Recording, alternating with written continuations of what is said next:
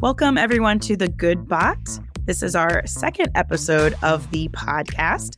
The Good Bot is a podcast focusing on the intersection of artificial intelligence, healthcare, and the law. I'm Brent Mason, your host. I am a trial attorney at Troutman Pepper, where my primary focus is on litigating and trying cases for life sciences and healthcare companies. However, I am a tech nerd and a tech enthusiast, so I'm also deeply fascinated by the role of technology in advancing in the healthcare industry. Our mission with this podcast is to equip you with a comprehensive understanding of artificial intelligence technology, its current and potential future applications in healthcare, and the legal implications of integrating this technology into the healthcare sector. If you need a basic understanding of what artificial intelligence technology is and how it is already being integrated into the healthcare industry, I highly recommend you start off by listening to our first podcast episode in this podcast. There, I had a great conversation with Morgan Hague, who we have on again today for this episode, to just lay the groundwork of understanding what technology is being used and what we see is going to be used in healthcare moving forward. I'm very excited about this episode today because we are focusing on two issues that mostly come up whenever you talk about artificial intelligence. We're going to be talking about the key security and privacy implications around the use or misuse of artificial intelligence. As I mentioned before, we're joined again today by Morgan Hague, who is a manager in the IT risk department at Meditology Services. We're also joined by one of my colleagues, Brent Hoard, who is a partner at Troutman focused on privacy and data protection issues. This is our first official podcast episode of our series where we're going to be talking about data privacy and cybersecurity issues. Because there are so many issues, we can't get it all into one episode for you. So if this is an issue you are very excited about or interested in, please check out all of the different episodes that we have rolling out because there's going to be several on this topic. So I just want to start us off by setting the stage. Morgan, Brent, thanks for joining us. Morgan, could you provide us some background on how artificial intelligence is being used currently in healthcare beyond those that we just talked about in our first episode?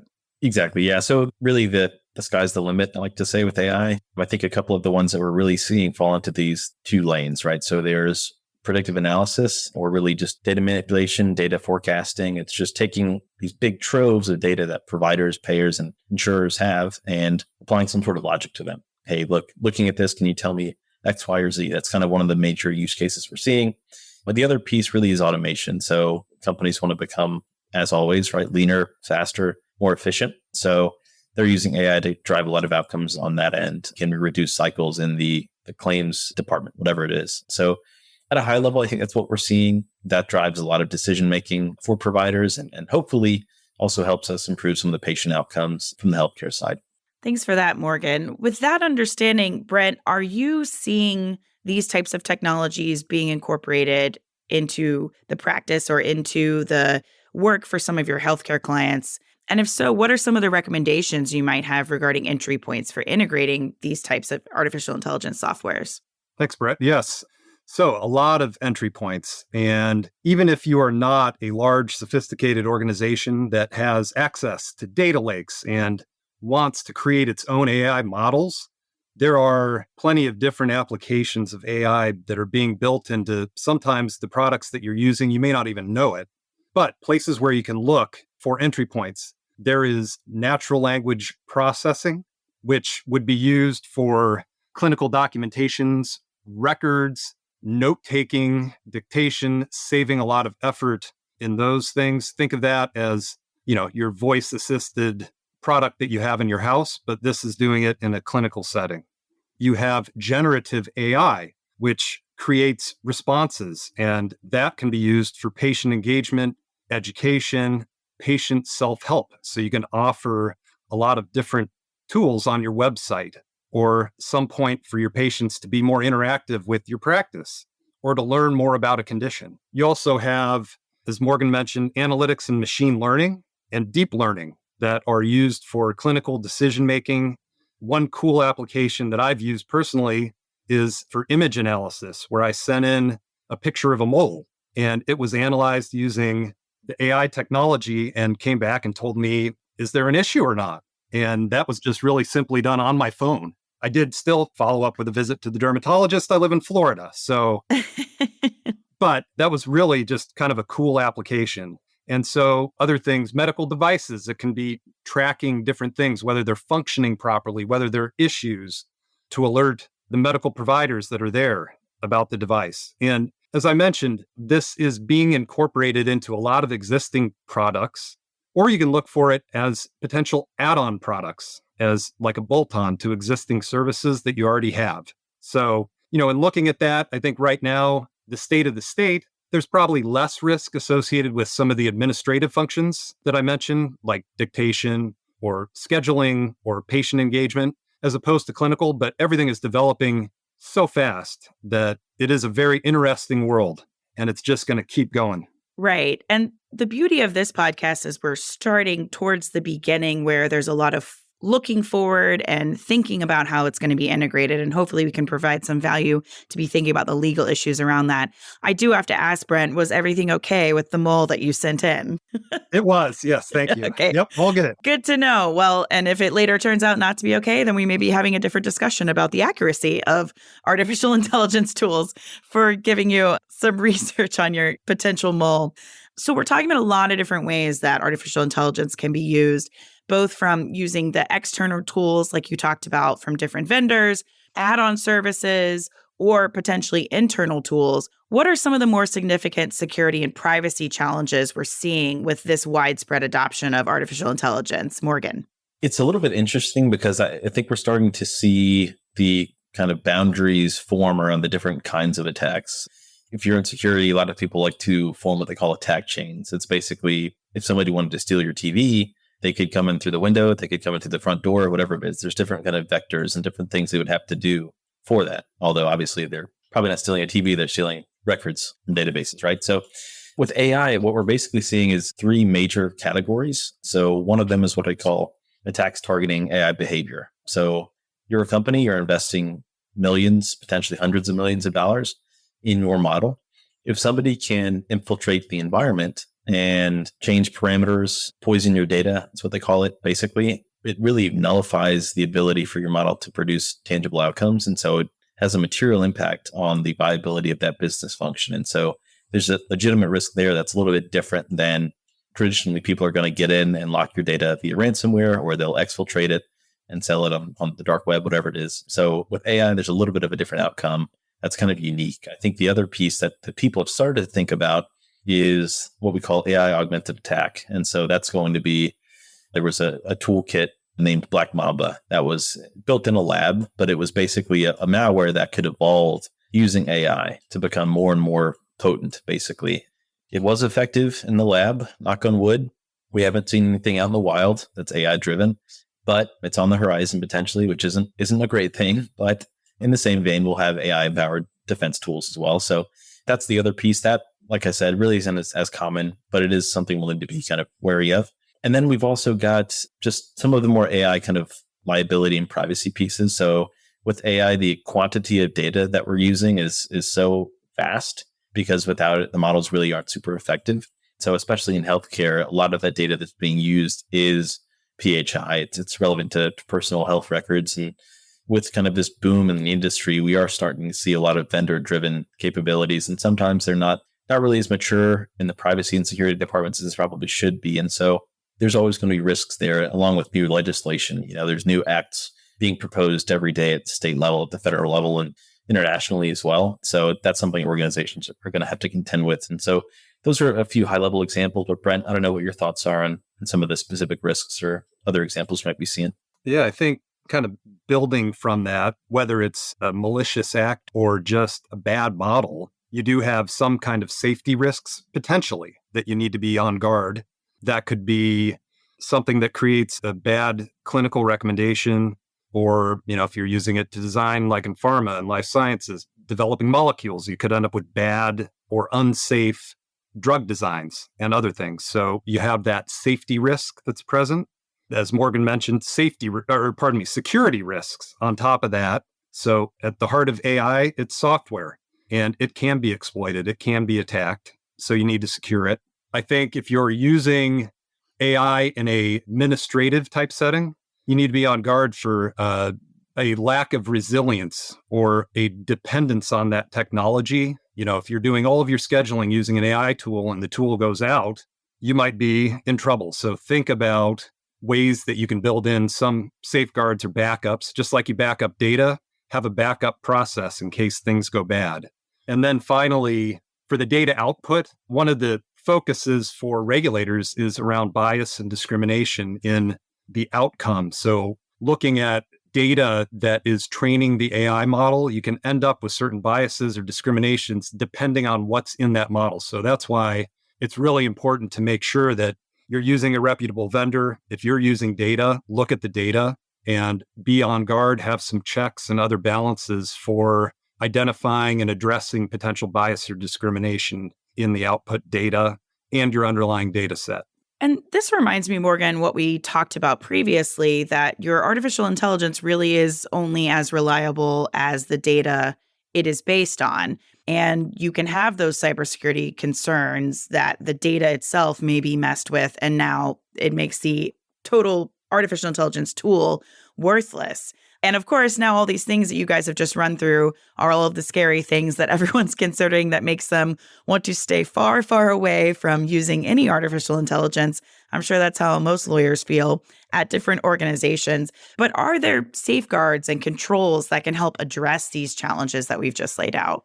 Absolutely. Yeah. So there's a wide variety of them, thankfully, right? Like we mentioned, there's a lot of scary stuff out there around AI and just system security in general. But I think one of the more interesting ones that is specific to AI, to your point, is what we call like discrimination controls. So Brent mentioned bias in models. That's becoming something that you'll see like with ChatGPT as an example. It's trying to prevent bias in some circumstances. And so what it does is it's maybe a little bit too strong one way. So there's some interesting examples where looking back in history, right, some things might not be represented in a way that's contextual, but it's because they have bias controls and they're trying to eliminate something where, especially in healthcare, right, certain demographics might be underrepresented from a data point perspective. And so that results in maybe errant personal care plans, right? So those discrimination controls are very, very important to making sure that models are working effectively. And again, you can kind of trust the outcomes that come from that. That's a little bit of a new discipline. It's kind of like data integrity, but a step up. And so I think one thing that's important for people to understand is this new class of what they call responsible AI. Similar to how privacy historically has had a lot of principles around fair use and making sure you've got proper relationships with your data subjects and disclosures and all of that. Responsible AI is hoping to drive a similar discipline around how people are building their AI functions. And so that's become a little bit of an agnostic term, but I definitely recommend taking a look into that if you are interested in AI and how you can kind of make sure that the discrimination within a model is contained and even the fair use of that model is appropriate. And so that's one of the more specific pieces. I think outside of that, we've been mentioning at its core, AI is really just I won't say it's any system, but it's a system. It's software, it's hardware, it's a combination of those two things. Just because of the level of resource that's required, a lot of AI is being driven by what people call the cloud, right? So people aren't typically going to be running these systems on their own in their own data center. So there's always going to be some complication associated with that. And so all of the controls you would typically need to have built around security. So access controls, encryption, data backups, those all have to be in place. And then there are a couple of kind of above and beyond security controls that are really just more tailor fit to AI. And so we mentioned several times the data that you're receiving is really the most important thing with the model, arguably. The pipeline to receive that data is really, really critical as a result of that, right? And so typically organizations have to, we call it securing interfaces. So if you're communicating with somebody, your interface is basically the telephone wire that goes between companies. If somebody can intercept that and change the data that's coming from one side to the other, if you're talking to your neighbor, they say something rude, maybe it wasn't them saying something rude, right? It's kind of a labored metaphor, but it's the same thing with the data pipeline for AI. So there's a new discipline around data pipeline security that's meant to evolve that, just because the level of training data that comes in and out of an organization that's using an AI model is much more severe than typically we would see. So that's something that I think a lot of organizations have to contend with. And then I think the other kind of interesting novel capability that we're seeing is much more robust certificates or digital artifacts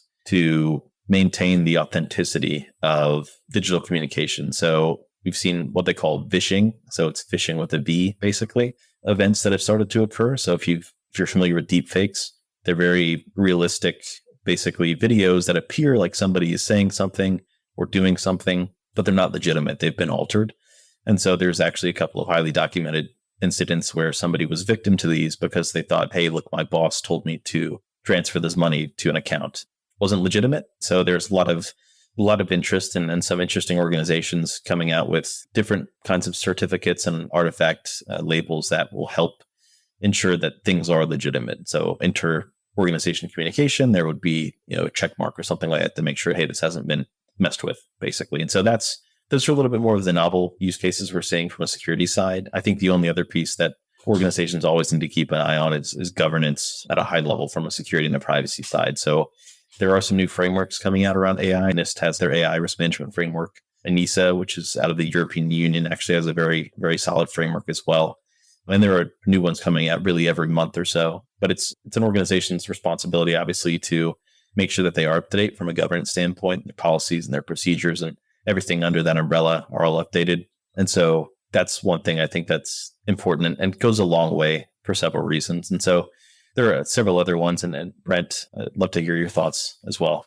Yeah, I think from a legal perspective, as a transactional lawyer, I like to write contracts. I do it all day.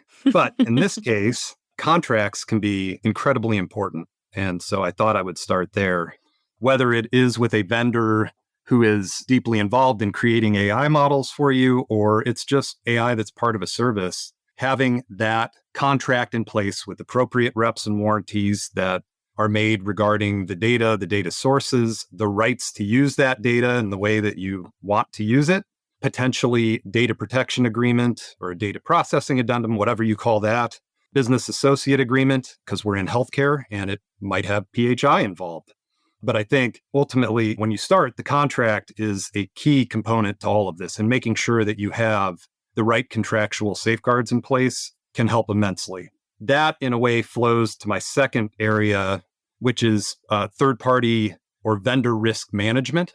And when you are either taking on a third-party service provider or looking for somebody to, again, store your data, you want to do some due diligence on them. And given AI and potential volumes of data involved, it becomes even more important to know who your partner is going to be and make sure they don't have issues. Again, get them under an appropriate contract, understand what's going on, possibly have an audit right or other pieces that can help you feel more comfortable that they're handling your data properly. If you are collecting data, it's important to make sure that you have the rights to use it the way that you want to use it. There have been cases where AI models have been basically destroyed because they were based on bad data that didn't have the right to use it in the way that it was to make the model. So the FTC came in and made the model go away. You don't want to invest in something like that just to have it lost. So make sure you have the rights. Some of the ways that we create ethical collection and use guidelines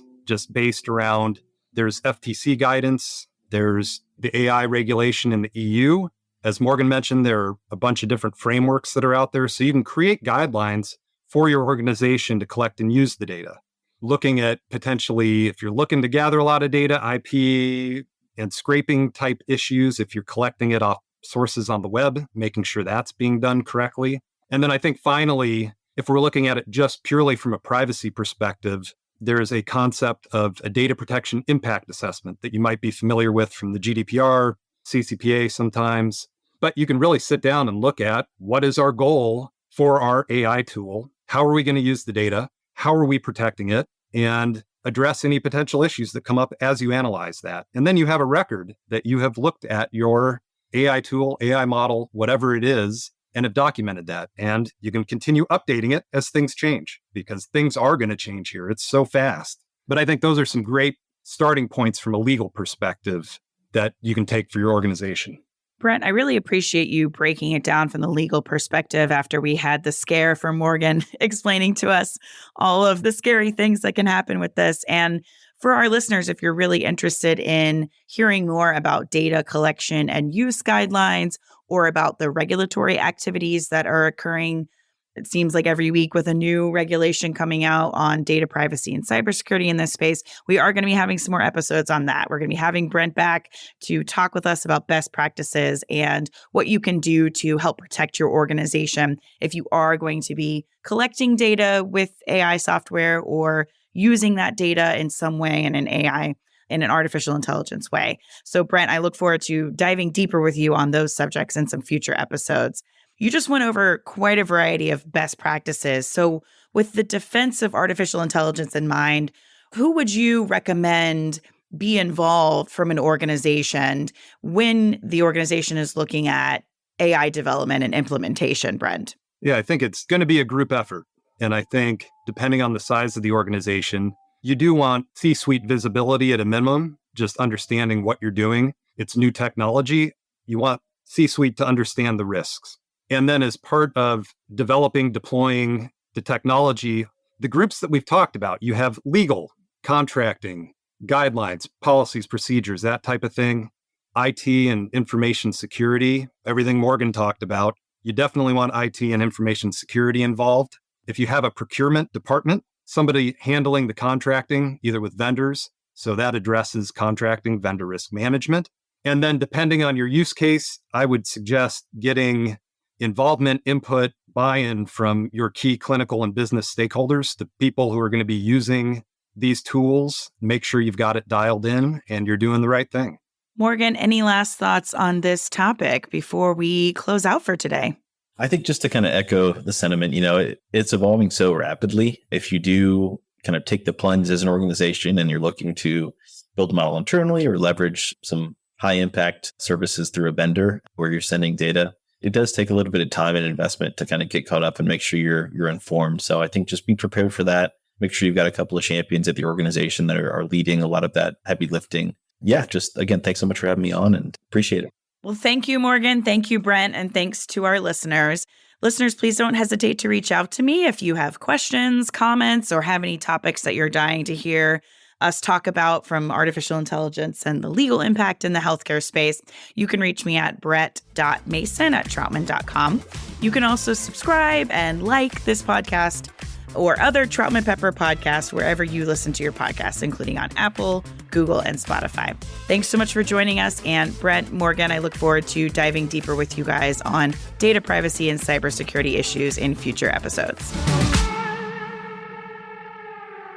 Copyright Troutman Pepper Hamilton Sanders, LLP. These recorded materials are designed for educational purposes only. This podcast is not legal advice and does not create an attorney-client relationship. The views and opinions expressed in this podcast are solely those of the individual participants. Troutman Pepper does not make any representations or warranties, express or implied, regarding the contents of this podcast. Information on previous case results does not guarantee a similar future result. Users of this podcast may save and use the podcast only for personal or other non-commercial educational purposes. No other use, including, without limitation, reproduction, retransmission, or editing of this podcast may be made without the prior written permission of Troutman Pepper. If you have any questions, please contact us at troutman.com.